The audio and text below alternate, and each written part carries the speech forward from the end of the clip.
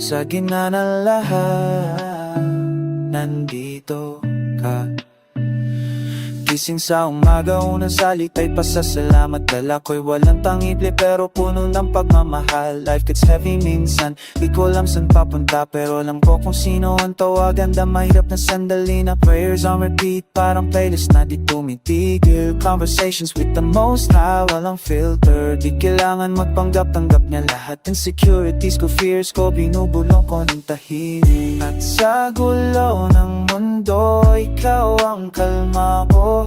When everything's falling, ikaw ang tayo ko. Di ko kita nakikita pero nararamdaman. Your presence is the peace na matagal ko nang hinahanap. Sometimes I'm lost pero hindi abandoned. Guided by something bigger than what I imagined. Blessings in disguise, lessons na di ko agad nakita. Grace in the midst of this trouble, yan ang ganda. Di perfect ang journey, may detours, may delays, pero may divine timing sa lahat ng paraan. When I surrender control, dun ko naramdaman na getting me through it all every single day. At sa gulo ng mundo, ikaw ang kalma ko. When everything's falling, ikaw ang tayo ko. Di ko kita nakikita pero nararamdaman.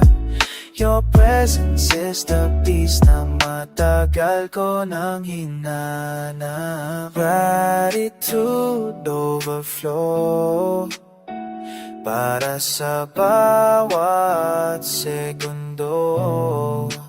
Even in the silence,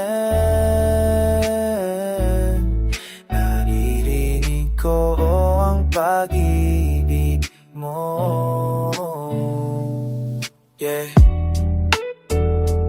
Ikaw lang, ikaw ang talaga.